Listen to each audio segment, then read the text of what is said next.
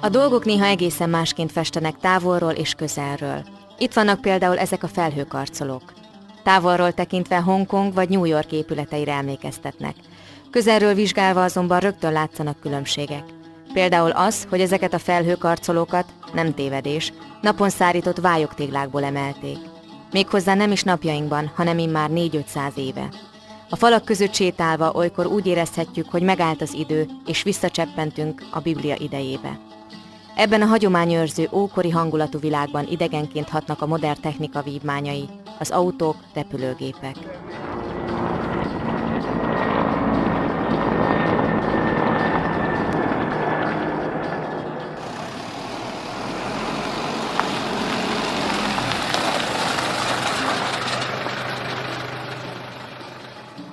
Jemenben vagyunk. Sibám, ez a 2000 éves kereskedőváros a dél-arábiai sivatag egyik oázis völgyében fekszik.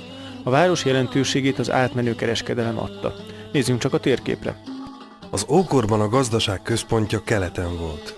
Egyiptom, Mezopotámia és Palesztina számítottak a legjelentősebb piacoknak. Jemen az Arab-félszigeten fekszik, Afrika partjaival szemben. Az értékes fűszereket, az aranyat, a fát és az elefántcsontot Afrikában és Indiában lehetett beszerezni. Mindezeket a kincseket hajók szállították az Arab-félszigetre, ahonnan teveháton vitték tovább a Közel-Keletre és Egyiptomba. A hagyomány szerint ezen a területen uralkodott Sába királynője, aki a régi karavánutakon jutott el Izrael királyához, a bibliai Salamónhoz. Az ókori Jemenben virágzott a kultúra, a kézműipar, az építészet és a fémművesség.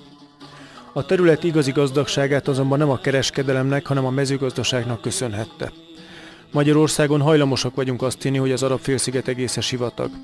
Dél-Arábia azonban, amelyet a kortársak Boldog-Arábiának neveztek, nem sivatag. Jemen területének nagy részén magas hegyláncok húzódnak, és a magasság miatt viszonylag hűvös az éghajlat. A csapadékot ősidők óta völgyzárógátakkal fogják fel, és így öntözik a szántóföldeket. Mivel soha nincs tél, az öntözött földeken akár évente 3-szor is betakaríthatják a termést. Hérodotosz, az ókori görög történetíró elragadtatással ír Jemenről. Boldog-Arábia kellemes illatokkal bódító ország. Ez az egyetlen terület, ahol a tömjén, mirha és fahéj megterem. A hagyomány szerint a mai Jemenben, Mokalla kikötővárosban szállt partra a 3 napkeleti király, akik itt vásárolták meg a tömjént és a mirhát, amelyet a gyermek Jézusnak vittek ajándékba. Mokalla mellett egy másik jemeni kikötőváros, Mokka neve is ismert lehet a magyar közönség számára. Mokka város nevét nem csak a Mokka kávé őrizte meg, hanem kávéskészletünk darabjai is, mint a mokkáskanál vagy a mokkacukor. A kávémonopólium révén Mokka gazdag kereskedővárosán nőtte ki magát. Ezt a mór stílusú egykori palotát talán a velenceiek, vagy a portugálok, a hollandok vagy az arabok építették, jó néhány évszázada. A mai Mokka már csak árnyéka egykori önmagának. Az egykor gazdag város helyén egy kis halászfalu található. Aranyhalat ugyan gyakran fognak az emberek, a kívánságok viszont ritkán teljesülnek. Az aromás jemeni kávét kiszorította az olcsóbb dél-amerikai kávé. A kávéföldek helyét egy másik kultúrnövény, a kat foglalta el. A kat egy sajátos élvezeti cikk. A friss hajtásokat szüretelés után azonnal elrágják, tartósítani nem lehet. A katlevél szinte kizárólag Jemenben ismert, itt viszont legális szer. A legtöbb férfi minden délután ráng. Az enyhe, halucinogén hatású szer miatt esténként az egész országban kellemes boldulat uralkodik.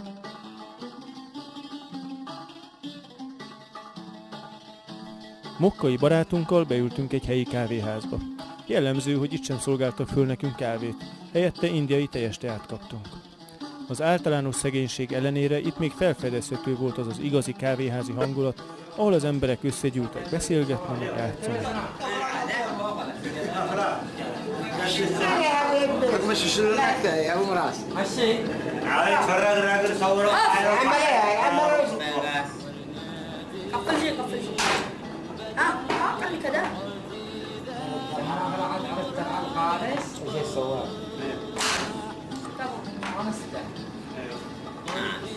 Ahol szegénység van, ott nincs pénz fejlesztésekre. Részben ennek köszönhető ez a terület, hogy napjainkig olyan sokat megőrzött az eredeti ókori hangulatból.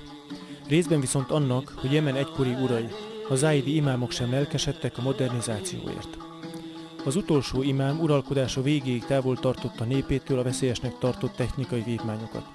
Így azután a 60-as évek közepéig nem voltak például személygépkocsik az országban, és nem ismerték a villamos áramot sem. Az imamátus bukása után az ország északi és déli része polgárháborúba kezdett, mely megszakításokkal 1994-ig tartott. Az eltelt 30 év alatt a háború a mindennapok része lett. Ma a világon itt a legmagasabb az egyfőre eső kézi fegyverek száma. A géppisztoly népviseleti darabnak számít. A hagyományos fegyvertánc során például a férfiak egyaránt használják a jemeni tört, a dzsambért és a népszerű kalasnyikov pisztolyt.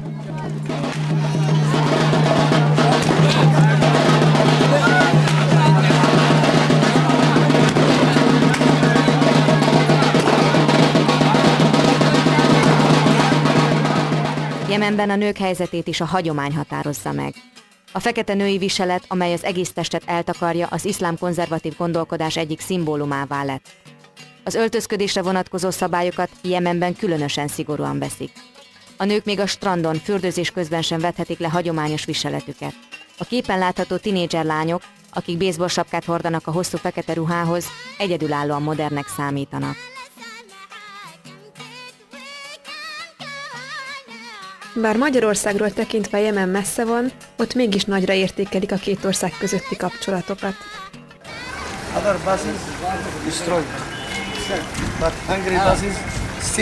Interjú alanyunk, aki buszsofőr, kiemeli, hogy a régi Ikaruszok még ma is jobban bírják a strapát, mint az újabban vásárolt távol-keleti buszok. Ma a jemeni gazdasági eliten belül számottevő csoportot alkotnak a magyarul jól beszélő egykori diákok. Szervusztok! Nagyon. Körülbelül 300-400 fiatal szerzett diplomát Magyarországon, műszaki, egészségügyi vagy más területen. Bizony, Jemenben még az is előfordulhat, hogy néha magyarul szólítanak meg bennünket az utcán.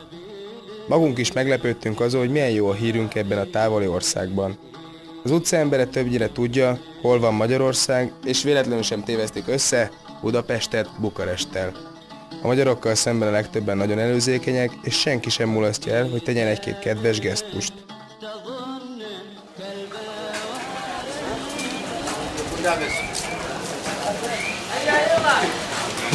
بودابست من هنا تشوف بودابست لوك بودابست علشان هذا تشوف لهنا.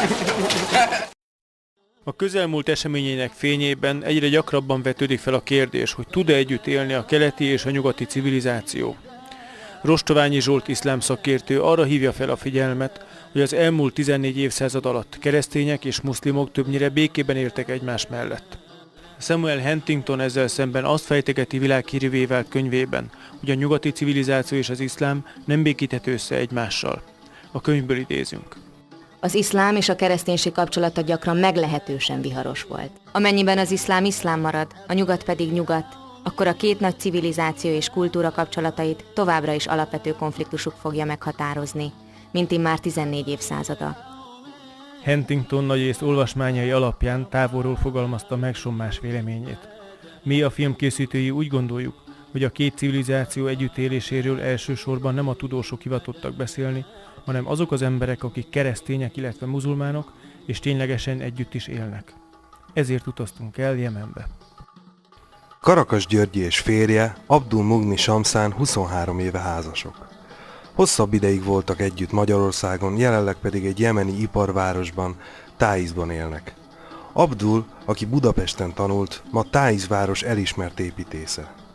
Egyebek között ő tervezte a városi nagymecsetet, a bazár új épületét, jó néhány bankszékházat, lakóépületet.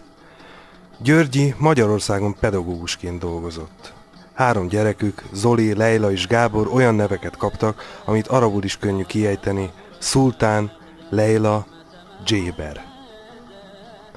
Filmünkben ők vallanak arról, hogy hogyan néz ki testközelből az iszlám és a keresztény kultúra együttélése. Vallomásaikhoz a továbbiakban nem fűzünk sem magyarázatot, sem kiegészítést.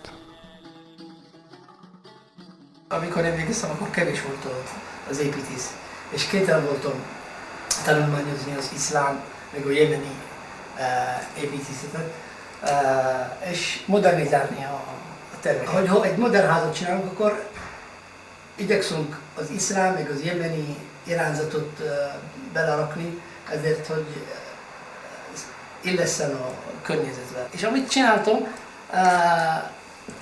szép volt, szóval eddig sikeres volt, és sokan kérik az én terveimet, és segített nagyon a komputer, mert a komputer egyszerűsíti a munkát, és lehet például csinálni benne egy perspektívát, ami szép és mutatós. És büszke vagyok, hogy ez a program, ez egy magyar. És adtak nekem egy 200 órás programot, és nagyon tetszett. És azóta sporolok vele, mert... És mi ez a program, bocsáss meg? Az Archicad.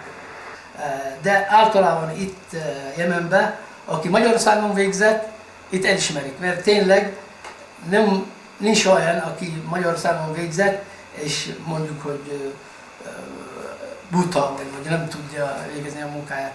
Ha például gazdag lettem volna, vagy én így mentem, hogy gazdag, én biztos vagyok benne, hogy tovább tanultam volna. De tudtam, hogy nekem kell dolgoznom, és sok pénzt keresnem, ezért, mert itt az élhetés drága. A másik dolog, a magyar feleségemból utazni kell minden évben majdnem utaztam most nyáron volt a feleségem Magyarországon. Ez egyetlen szer, amikor nem mentem a feleségemmel, de mindig, minden évben. Hogy mondjam, nekem a Magyarország, mint a második hazám, mert tényleg lehet, hogy aki iszik a magyar vízből, mindig oda kívánkozik. Elmentem a diszkóba, volt egy baráti társaság, és akkor megismerkedtem a férjemmel. Hát sokáig, 1 vagy 2 vagy 3 hétig nem találkoztam vele, és akkor egyszer fölhívott valakitől, megtudta a telefonszámomat, hogy nem lenne kedvem találkozni vele. És akkor nem nagyon tetszett, tudod, mert kicsi volt, meg el van vágva így az arcom, mondom, ez a fiú mit akar tőlem? Én akkor még beképzett voltam, mert fiatal voltam, stb.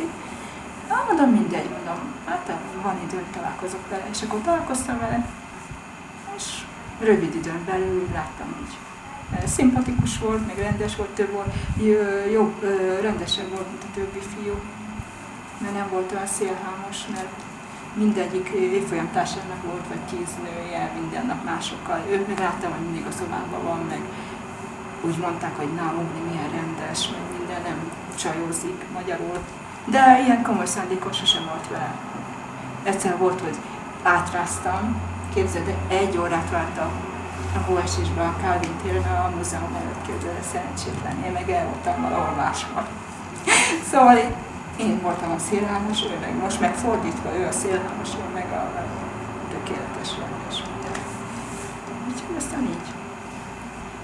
És akkor utána 25-26 éves voltam, és úgy elkezdtem gondolkozni, hogy mit csinálok én a diszkóban, mindig már untam a diszkót, meg mindent. És akkor már kellene valami komolyabb dolgot csinálni, és akkor onnan férhez kellene menni, meg minden. És akkor mondtam neki, hogy ha nincs komoly szándékod, akkor én kész viszontlátásról. Szakítottunk is, és akkor rá egy pár hétre fölhívott, hogy mégis gondolkozunk. És akkor találkoztunk, és akkor megbeszéltük, hogy komolyabb lesz a viszony. Én szeretem a magyarokat. És amikor ismerkedtem egy lányon, akkor azt mondtam neki, hogy jössz hozzám feleségül, és ez volt a feleségem. Ő volt az első, és ez az utolsó.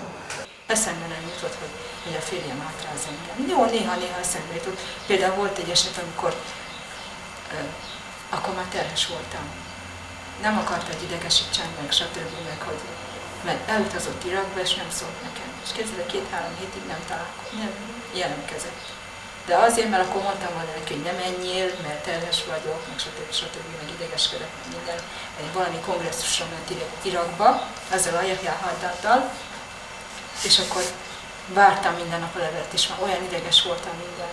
1,5 hétig nem tudtam volna semmit, és utána jelentkezett. Na akkor jutott eszembe először, hogy hoppá, Györgyi, lehet, hogy te most itt vagy hagyva, itt hagytak. Tehát kész, akkor már is meg. És akkor utána jött, és megkeresett ott, a nagymamámnál jött, és akkor hozott nekem egy gyűrűt. Képzeld, nem evett, nem ivott, vagy másfél hétig, hogy összespórolja abból a kis pénzből, amit adnak, tudod, ilyen reprezentációra, meg stb., hogy nekem a gyűrűt megvegye.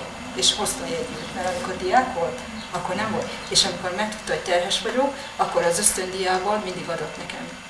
Nem tudom, most már nem emlékszem, nem akarok hazudni, de több mint a fele ösztöndíját adatta nekem. És volt olyan eset, hogy odajött hozzám, és elájult, mert annyira éhes volt. Lányfejjel megszültem a gyerekemet, de hát nem véletlen gyerek volt, hanem akart gyerek volt, szóval. Nagyon szerette a férjem, meg az összes, ott bejöttek az évfolyamtársak, ott 3-4 napig ott olyan buli volt, olyan ültek, mert nagyon, és meg kell mondanom, császárral szültem, és ő volt a legszebb gyerek. Komolyan minden, a védőnök oda jártak, csodájára jártak, és minden védőn nézekedtem, mert hófehér volt, haja volt neki, egy kis haja, és 3 kg 80-ával született. És úgyhogy olyan gyerek volt, hogy ilyen gyereket nem mindenki szül ilyen szép gyereket. Én természetesen ott születtem Magyarországon, Kispesten, és utána 4 éves koromban kijöttem ide először szüleimmel. Itt voltam egy pár hónapig, de anyám, amikor ide kijött Jemenbe, és meglátta a régi házat, az még mikor volt, 84-ben vagy nem tudom mikor, akkor teljesen más volt a helyzet, kibírhatatlan volt. Itt bement a házba, meglátott egy patkányt, aztán egyből másikra ment is haza Magyarországra. Utána, hogy hívják? 2 évig volt Magyarországon, még volt anyám Magyarországon, utána 6 éves koromban megint kijöttem. Akkor itt tanultam első-második osztályt, általános. Utána visszamentem Magyarországra, ott voltam egy évet, aztán megint visszajöttem ide, 2 évet voltam. Utána visszamentem Magyarországra, 6., 7., 8. osztályt ott végeztem, azt is általánost. Utána a gimnáziumot itt elvégeztem, és most 3 éve voltam Magyarországon, ott voltam a Magyar Nyelvi Intézetben, egy évig, nem évbe. És most megint visszajöttem ide Jemenbe, 2 évvel ezelőtt. És ki tudja, lehet, hogy jövőre megyek Magyarországra, nem tudom. Magyarország egy szép ország. Szép. Úgy hiszem, vagy úgy érzem belülről, hogy én magyar akartam lenni, mielőbb születtem volna, szóval így mondjam. De jemeni is vagyok, még itt vannak a testvéreim. Szóval kicsit nehéz így élni. Az anyjuk azt kívánja, hogy oda menjenek. Én még azt kívánom, hogy ott maradjanak, ahol ők akarnak. Én szerintem ők ezt a helyet fogják választani, mert a legtöbb barátjuk, a legtöbb ismeretségük, még sok rokonuk van itt. Én úgy mondjam neked, Magyarországot szeretem, érted? Szeretem Magyarországot, meg mindent, csak hogy mondjam, itt jobban szeretek itt élni, érted? Akkor kimegyek az utcára éjjel 1 órakor, nem félek, hogy most már valaki a hasamba löv egy kést, érted? A szvacsó rám ér, vagy nem tudom miért, vagy már jó Nike cipő van rajtam, érted? És Budapesten félsz ettől? Hát Budapesten kérek szépen a 8. kerületben, a Szigony utcába, ott lakom, érted? Azért ott régen meg Csepelen laktam, ott a lakótelepen, Zrínyi lakótelepen, az is elég híres. Érted, otthon mellett a másik telep úgy hívják, hogy Kis Chicago, aki ilyen helyek, érted? Szóval, hogy hívják? Magyarországon elég, ezekből a szempontokból érted meg, hogy mondjam. Úgy, hogy itt jobban érzem magam, érted? Az ember is például itt vannak olyan dolgok, amit amikor én idejöttem, csodálkoztam. Amit Magyarországon képtelenség, hogy találkozzak ilyesmivel. Például első hónapban, amikor idejöttem, általános után, akkor gimnáziumba jártam ide, és mentem és bementem egy boltba, és a bolt előtt ült egy ember, ült egy ilyen középkorú férfi, és éppen evett. És nekem eddig oda leterített egy ilyen újságpapírt, ahol volt a tányérja, a kenyér, minden, és ott evett. És én elmentem így mellett, és így ránéztem, érted? Csak úgy ránéztem. És amikor megláttam a férfi, hogy ránéztem, akkor azt mondta nekem, hogy parancsolj, gyere, egyél velem. Érted? Így néztem, hogy ez hülye, vagy mi a baja, érted? Ez nem normális, valami baja van biztos. Egy az az utcán eszik, máshogy meg is hív, érted, azt nem is ismerem, életemben először láttam. És utána láttam, hogy tényleg ez itt egy szokás jelenben. Akárki megy az utcán, hogy hívják, és látod, eszik, hogyha valaki ránéz, vagy hogyha még az étterembe bemész, és rendelsz ennivalót, itt Jemenben például. Bemész az étterembe, rendelsz ennivalót, és az előtted lévő asztalon valaki eszik. Látja, hogy te nem eszel, akkor meghív, azt mondja, gyere, egyél velem. Érted? És hogy hívják is, és ez egy szép dolog, érted? Ez egy nagyon rendes dolog. És például ilyesmit nem látok Magyarországon, érted? És hogy mondjam, ezeket a dolgokat, és én úgy érzem, hogy érted, egy idő után úgy éreztem, hogy én ezek közül az emberek közé tartozom, érted? Itt jobban érzem magam, jobban tudok velük kommunikálni, érted? Jobban megértem őket, ők is jobban megértenek engem. Magyarországon nem nagyon. Én figyelj, én olyan ember vagyok, társasági ember vagyok, szeretem az embereket, szeretem a barátokat, minden. De Magyarországon nehezebben megy, érted? Ott úgy érzem, hogy az emberek nem értenek, néha meg nem értem meg az embereket, hogy miért csinálnak így. Érted? Itt jelenben nem, itt jelenben úgy érzem, hogy itt minden jó, érted? Amikor magyar lányoknak egy muzulmán fiú udvarol, akkor a környezetük által teljesen hasznavetetlen tanácsokkal látja el őket. Te mit mondanál? Hát, először is ismerkedjen meg a családdal, a fiúnak. Addig ne kössön a házasságot. És csak akkor jöjjön ide, hogyha teljesen át tudja venni az itteni, először is a vallást és az életmódot, hogyha képesnek találja magát arra. Mert egyébként kettős életet nem lehet élni büntetlenül. Hát nem tudom, én szerintem, hogy egy jemeni megy Magyarországra, és kérdezik tőlem, hogy én szeretek egy magyar nőt, és vegyem feleségül, vagy nem, ezt mondom neki, hogy nem. Vagy itt maradsz már az elején, amikor azt mondod, hogy egy magyar nőt veszel feleségül, akkor ott maradsz. Magyarországon? Magyarországon. Ezt már nagyon régen elhatároztam, és még értem magamnak, hogy ha én elveszek egy magyar nőt, akkor 100%, hogy én Magyarországon fogok élni. Ha elveszek egy kínait, akkor ott fogok élni Kínában. Ide jövök, nem ismerek senkit, idegennek érzem magam, és akkor itt vagyok 1-2-3 évig, kezdek így beilleszkedni, vannak barátaim, minden jó, rendben van, és utána azt mondja, na, apám azt mondja, na, egy hét múlva utazunk, megyünk Magyarországra, és te ott maradsz. Most megint építsem föl mindazt, érted, barátság, megint iskola, megint mit tudom én mi, akkor megint jó van, és akkor elmegyek Magyarországra, minden megint rendben van, egy pár év múlva, és akkor na, megyünk vissza. Érted? Ez nagyon-nagyon rossz.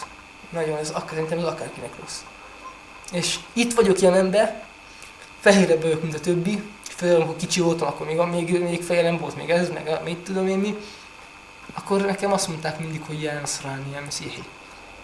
Mindig azt mondták nekem, hogy te a keresztény, vagy te mit tudom én, te külföldi, vagy te európai. Pedig én jemeni vagyok, itt élek, és jemeni vagyok, érted? És ha megyek Magyarországra, akkor meg megyek a metrón, vagy megyek mit tudom én, és akkor így néznek rám, az arab, ez terrorista. Látszik, a szakállam van, vagy körszakállam, fekete a hajam, szemem, érted? Hallják, hogy mit tudom, arabul beszélek a barátommal, vagy valami, hoppá, akkor meglátsz, hogy mindenki átmegy másik oldalra. Főleg most, érted, Amerika után. Szóval itt magyar vagyok. Ott arab vagyok. Nincs hazám, érted? És ezért nem úgy hívják, ez nagyon-nagyon rossz, érted? És meg az is rossz, hogy apám máshogy nevelkedett, anyám máshogy nevelkedett, mindegyik máshogy akarja nevelni a gyerekét, ebből is sok problémák vannak. És ezt senkinek nem kívánom, és ezért megmondtam, én ezt nem akarom a gyerekeimnek, hogy ezt érezzék. Én ezért, hogyha akárhol én feleségül leszek, vagy szóval megházasodok, akárhol én ott maradok, egy helyen. Érted? De így, hogy úgy csinálnak, a szüleim úgy csinálták, az nem jó, az rossz. Abdul, és azt akarom még kérdezni, hogy a gyerekek szempontjából, hogy látod, hogy mi volt az előnye annak, hogy ők vegyes házasságban születtek? Nem tudod, nekem mi az előny itt a gyerekek szempontjából? Szebbek, mint a többiek, szerintem. Fehérebbek. Más nem. Leilácska. Igen. És hogy vagytok az iskolában, fiúk meg a lányok? Én szeretem az iskolámat, szóval nem akarok kimenni. Szóval, hogyha egy másik, másik iskolában mennék, akkor teljesen más lenne, szóval. nem szeretnék más iskolába menni.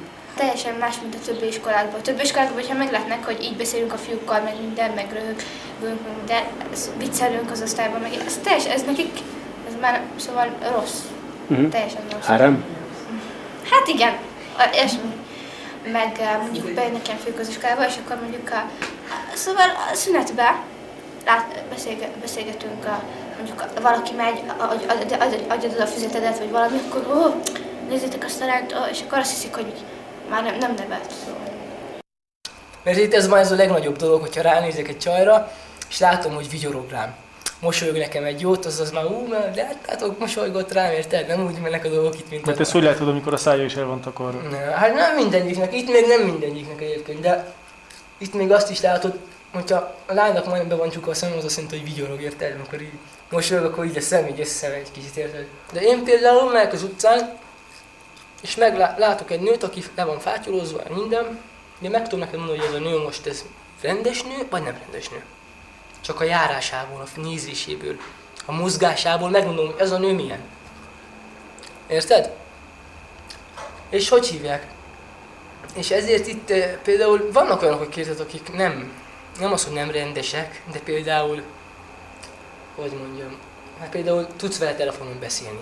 Például el tudod venni a számát, vagy meg tudod adni a számodat neki. És ezt is meg ránézésből meg tudom mondani, hogy ennek a lánynak ezzel lehet kezdeni valamit, vagy nem lehet kezdeni valamit.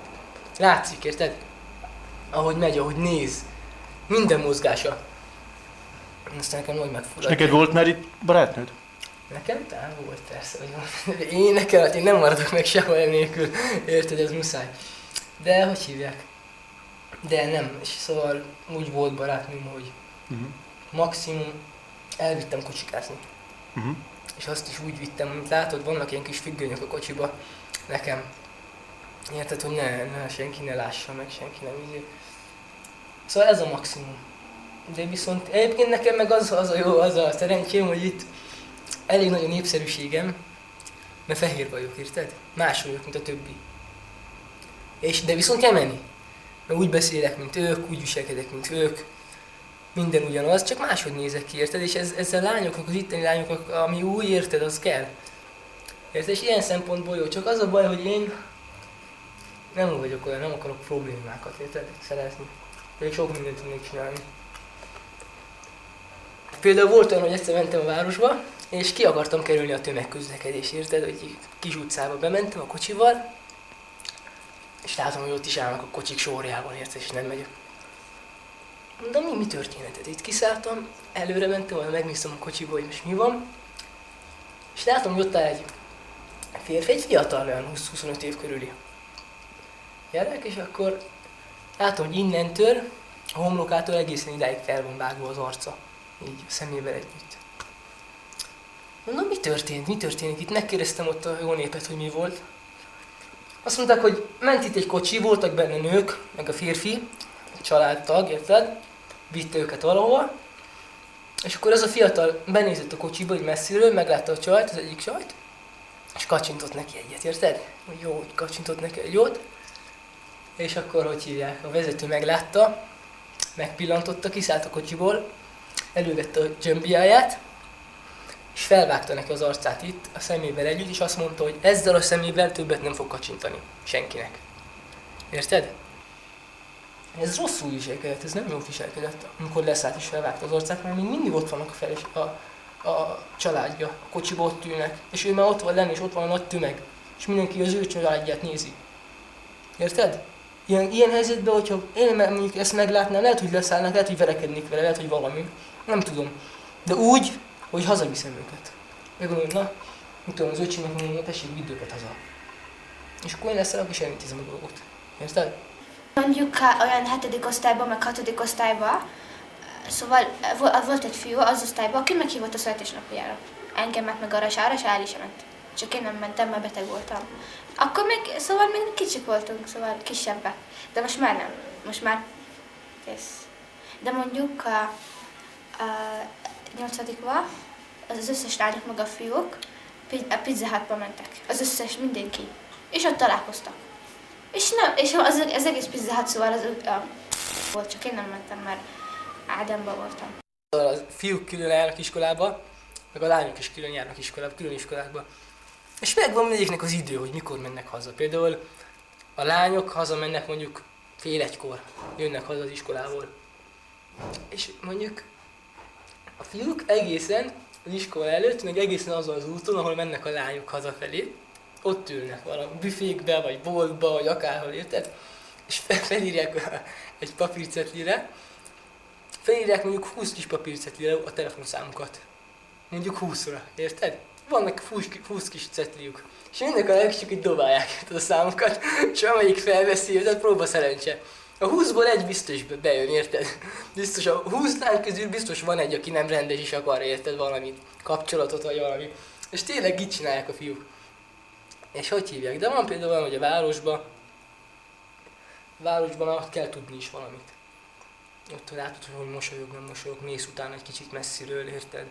Így meg úgy, akkor hogyha látod, hogy visszanéz, vagy nem néz vissza, vagy így csinálsz neki telefon, mutatod neki a cetlit, vagy nem, akkor ő kinyitja a táskáját, mondjuk így, de megy, mintha nem látná, és akkor te elmész mellette, és bedobod a papírcetlit, érted?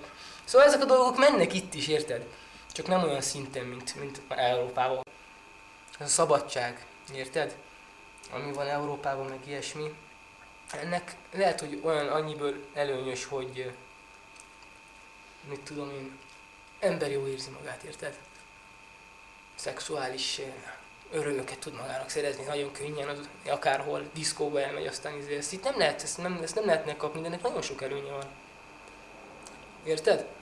Például nincs itt olyan, hogy mit tudom én, van egy barátnőm, egy pár év, aztán véletlenül terhes lesz, aztán én nem akarom a gyereket, ő meg akarja a gyereket, vagy fordítva, vagy mit tudom én, ebből probléma van, és hogyha az apa nem akarja, akkor a nő megszüli, akkor nem lesz apja, akkor mit tudom én, hogy neveli föl, milyen, hol neveli föl, mi lesz belőle, érted? Ez tényleg sok problémát okoz Európában.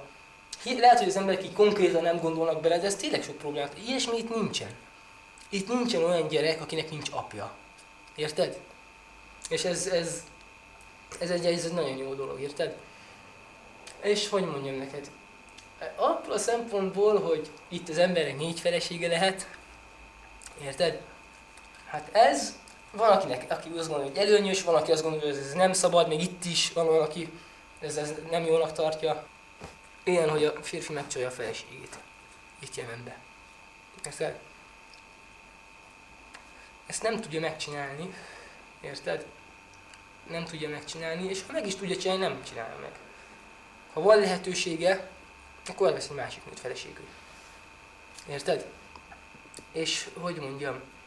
És azt megmondja a vallás, igaz, hogy ezt nem tudják betartani minden arab, és ez itt a probléma. De a Korán az megmondta világosan, hogyha még, hogy mondjam, ha az egyik feleségednek adsz egy szalmaszálat, akkor azt a másiknak is oda kell adni. Ugyanannyit. Szóval, ha ennek veszek egy kocsit, akkor annak is kell venni egy kocsit. Érted? Szóval egyenlőséget kell. Az is meg van írva, hogyha mondjuk úgy van, hogy minden feleségnél 3 napot lehetsz. Annál 3-at, annál 3-at. Ha van új feleséged, akkor annál maradhatsz egy hétig. Érted? De egy ideig, utána nem. Utána mindegyik ugyanúgy. De például ezeket a dolgokat nem tartják nagyon be. Próbálj és igaz, hogy te most az unokatestvérednek udvarolsz? Nem udvarolok, de vannak... Szóval benne van... Nagy valószínűséggel ő lesz a feleségem. Nagy valószínűséggel, igen. De... Hát nem tudom, hogy milyenek lesz, hogy mit adnak a napok, mik lesznek. De valószínűleg igen. És jobbat nem is találnak nála. Ismerem, tudom milyen hogy rendes, nem rendes, tudom hol megy, mit csinál, miért, mennyiért. Érted? Mindent tudok róla. És a vallás nem tiltja ezt egyáltalán. Szóval... Hol szoktál vele találkozni? Na, hát egy évben egyszer találkozunk vele itthba, akkor megyek látogatóba oda, és akkor találkozunk vele, beszélek vele, meg ilyesmi. De egyébként nem szoktam találkozni, de szoktam telefonon beszélni. Vele, igen. De olyankor ugye nem 4 szem közt beszéltek, ugye? Hanem itt családlátogatás. Igen. Hát 4 szem közt akkor mondjuk, hogyha ott vagyunk a szobában egy páran, aztán mondjuk a hugával ott vagyunk a szobában, aztán a huga kimegy, mit tudom én, konyhába vagy vicce, akkor együtt maradunk, de beszélgetünk ugyanúgy. De azt, hogy hívják? De kettesben nem is szabad. Érted?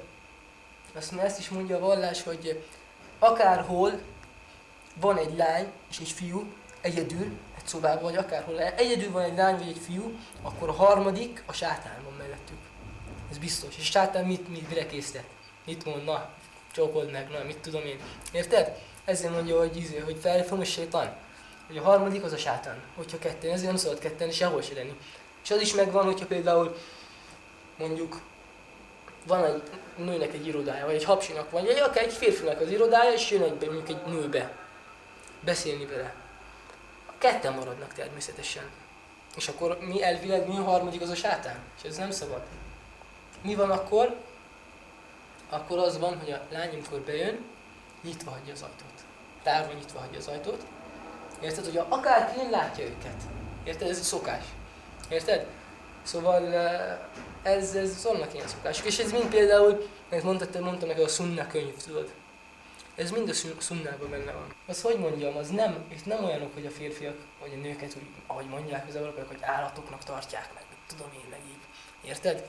Nem, itt az férfiak nagyon tisztelik a feleségüket, és itt a feleségnek nagyon nagy, hogy mondjam, she plays a big part in living. Szóval, hogy például a férfi, amit keres pénzt, nem ő ossza be. Ő csak megkeresi a pénzt, és odaadja a feleségének. Érted? Ez nálatok is így van? Ez itt vagy? Persze, ez így van. Ez minden háztartásban így van, akit ismersz? Igen. Hát például nekem van 6 nagynéném. Apámnak van 6 lánytestvére. Egyik családot nincs olyan, hogy a férfi ossza be a pénzt, nincs. A férfi megkeresi a pénzt, és odaadja a feleségének. A felesége utána mit csinál, ki gondolja?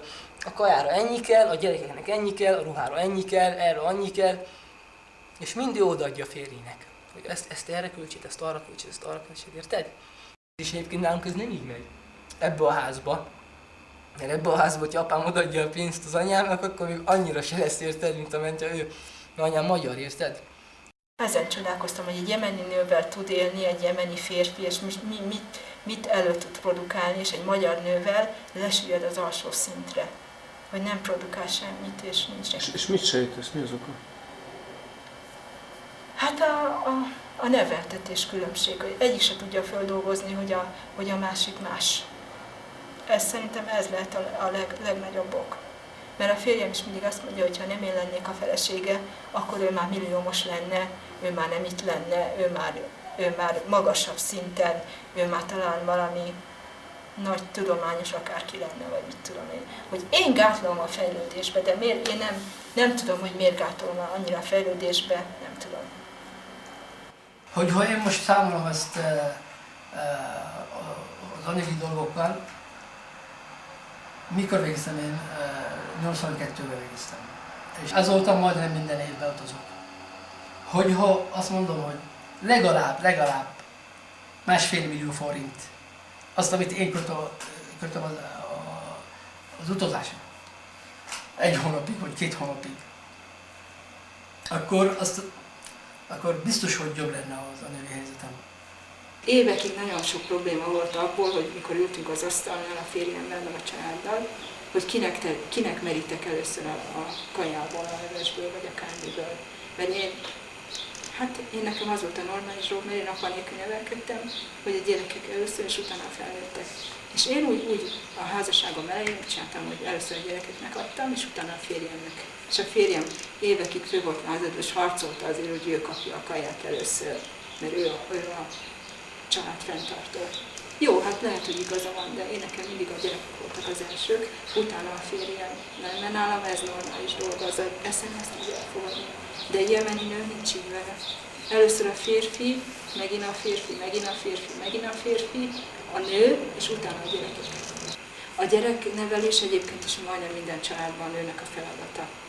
Szóval a férfiak általában csak akkor vannak ott, amikor bizonyítványosztás van, vagy a gyereket meg kell verni, vagy szóval ilyesmi. Például mondom, hogy a gyerek milyen, meg minden. Azt mondja, miért? Mit akarsz a te nevelésed? De kérdem, akkor miért nem neveli ő? De náluk majdnem mindegyiknél, legalábbis a férjem, a nevelés az a veréssel egyenlő. Szóval nekem furcsa volt, amikor egy pár évig, amikor egy olyan 2-3 évig furcsa volt, hogy egészen pici gyerek éppen, hogy csak le tud menni a lépcsőn, és már ki van engedve, hogy nem félti az anyja, hogy elüti esetleg egy autó, vagy egy nagyobb gyerek elviszi, vagy mit tudom én, ilyen rossz gondolataim voltak. De őnekik nem, őnekik természetes, hogy kiengedik az utcára a többi gyerek közé, és akkor csináljanak. Ha esetleg jön egy másik szülő a szomszédból, hogy az én gyereket, a te gyereked megverte az enyémét, vagy valami, akkor esetleg elrendezi a gyereket, vagy elrendezik a problémát, de egyébként semmit nem tudnak, egész nap kint vannak a gyerekek az utcán. Úgyhogy, de a nők ragaszkodnak a délutáni programjukhoz. Az biztos, hogy délután majdnem minden nő vagy elmegy vásárolni a barátnőjével, vagy elmegy a szomszédba, vagy ide, vagy oda, szóval programot csinál, és az természetes dolog. És a gyerek és nem mennek a gyerekek, általában nem mennek a nőkkel a gyerekek, szóval általában a nő csak akkor viszi a gyereket, ha nagyon-nagyon pici. Ha ilyen karonülő vagy valami, akkor egy gyereket elvisz magával, de hogyha már totyog vagy valami, akkor már nem viszi magával a gyereket. És te részt tudtál venni ezeken az ilyen betyópartikon? Nem. Én mehetnék különben, de hát nem akarok. Látom, ahogy a feleségem érzi az unalmat, még nincsenek neki barátnői. Ő olyan fajta, nem tudom, lehet, hogy más vagy más lenne, de ő például nem nagyon szeret kapcsolatokat csinálni az emberekkel. A családomban van kapcsolat, és ismeri őket minden. De a nyelven is van neki problémája. Tud arabul, de nem akar beszélni. Mert azt mondja, hogy ha rosszul beszélek, akkor kiröhögnek engem. Anyám itt van már, nem tudom, 20 éve, vagy 18 éve. És hogy hívják? És még máig tud arabul. Megérti, érti keveset, picit tud beszélni, picit, nagyon kicsit. 18 év alatt érted. 18 év alatt önkéntel, még kínaiul is megtanulok, érted, a Kínában. De anyám az nem olyan fajta, nem olyan típus. Szóval nem tud beilleszkedni. Szerintem nem csak ide, de máshova sem tudna beilleszkedni. Érted? Szereti, nagyon, inkább Magyarországot szereti, szeret visszamenni oda minden. Nem is tetszik neki ez az országban. Nem szereti se embereket, se, szóval úgy nem szereti az egész helyzetet itt, amit van. Köszönöm. Akkor először hallottam, akkor nagyon ledöbbentem, hogy ilyen korszaki állapotok vannak. És akkor van olyan, te is hallottad ezeket? Igen, hallottam. De tudja látni, nem láttad te sem? Nem láttam. Nem mentem oda. Általában minden nap hármat végeznek, 3 embert.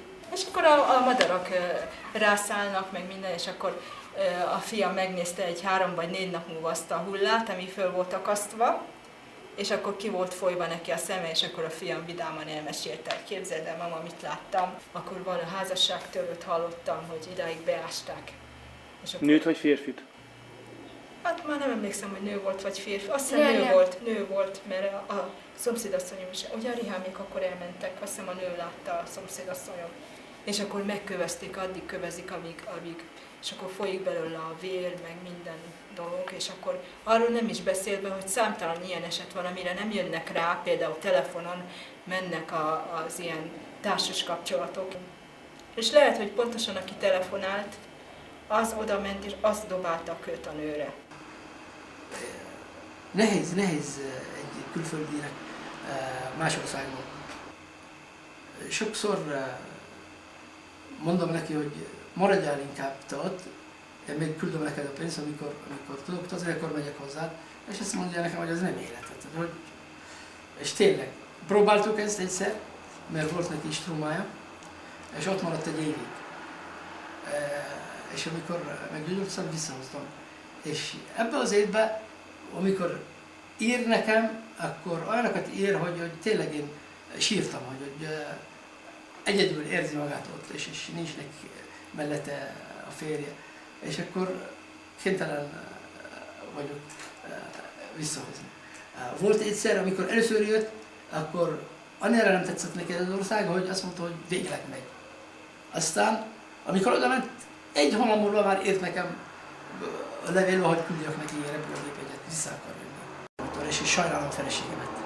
Ha nem szeretjük egymást, akkor már biztos, hogy már régóta elváltunk volna. Telefonáltam, akkor észrevettem, hogy az ablakban kúszik egy kígyó. Hát hirtelen nem tudtam, hogy mit csináljak, hogy most elszaladjak, vagy agyonüssem azt a kígyót, vagy a végén elrántottam a szúnyoghálót, most nem tudtam, hogy kiment a kígyó, vagy nem. És akkor 3-4 napig ott reszkedtem, hogy na most kiment a kígyó, vagy nem, mert nem sikerült megölnöm, mert ha megölöm, akkor nincs probléma.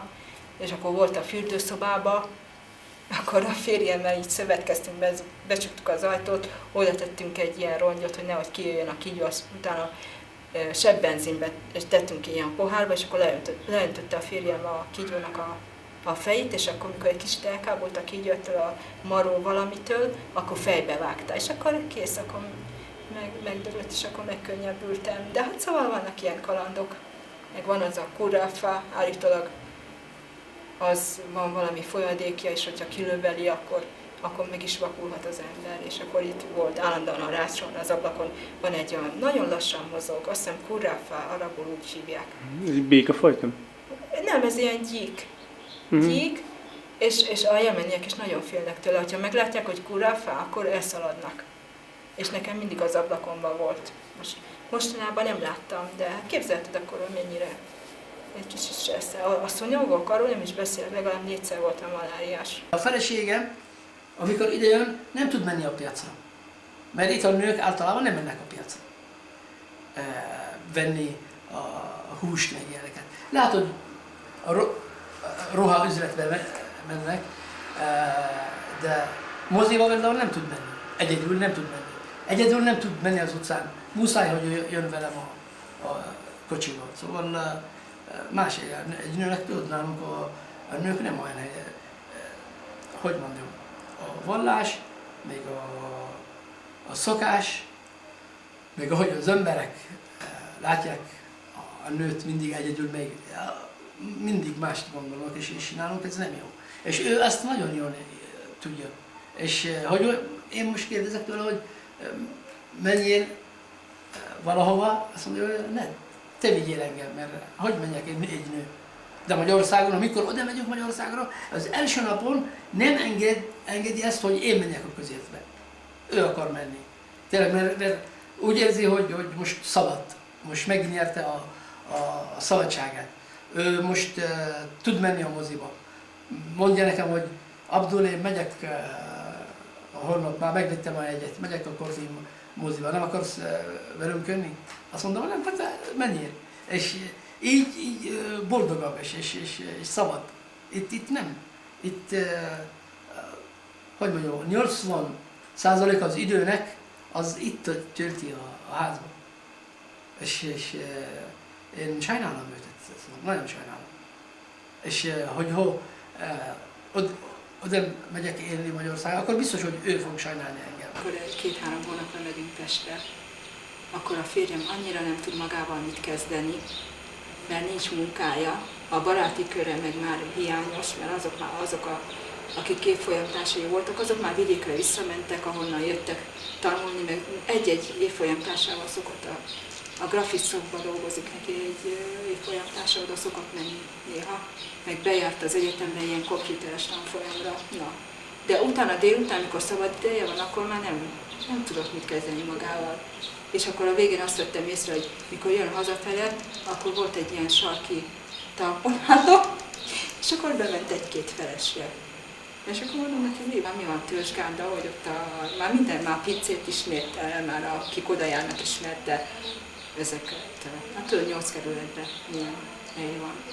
És volt egy öreg néni, aki meg már sütött neki rántott húsokat, ott azon a helyen, mert ez egy ilyen étteremféle volt, szóval étteremben is lehetett még italt fogyasztani. De végén törzs vendéglát, hogyha ott maradtunk volna még egy pár évig, ki tudja. Hát lehet, hogy beolvadt volna a társaságba, mert nem tudott volna magában mit kezdeni. Most nem beszéltem ki, de sokszor ez fáj nekem például.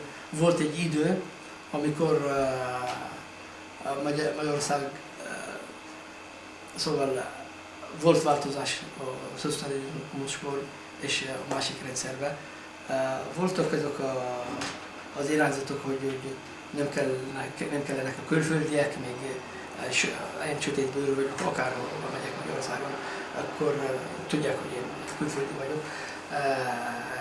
És voltak tudod, ezek a kopaszfejűek, meg támadtak néhány külföldi, volt jemeni is köztük, szóval az egyik meghalt. És akkor az ember nem kívánkozik akkor élni, vagy amikor látja, hogy amikor megy az utcán, hogy másképpen nézek rá, vagy mondanak neki valamit, ami akkor az ember azt gondolja, hogy inkább megyek vissza a saját hazámba. Az a legnagyobb probléma, hogy nem tud úgy élni, mint egy jemeni. Én meg szeretnék úgy élni, mint egy magyar család, és ez képtelenség. Már a gyerekek szempontjából is.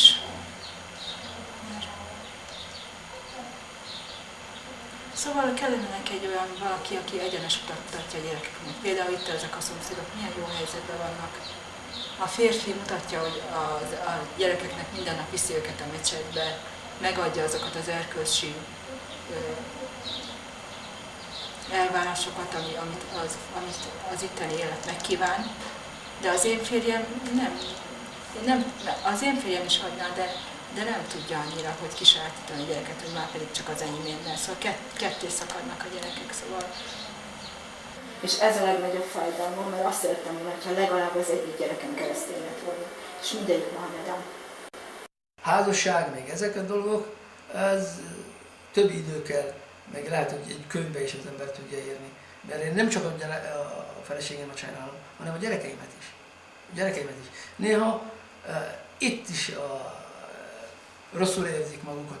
Amikor jöttek először, nem tudtak arabul, akkor vagy azt hitték, hogy rosszul beszélnek hozzájuk, vagy tényleg beszéltek hozzájuk olyanokat, hogy nem szép. Például, hogy töri a nyelvet, nem beszél szépen, akkor kiröhögik, vagy hogy a gyerek nem tud, mit jelent vallás, és akkor megmondják neki, hogy te milyen vallású vagy.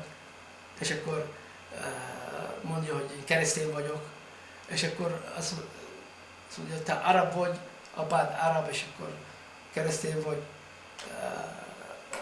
inkább fölvennéd az apád vallását, és nem az anyád vallását.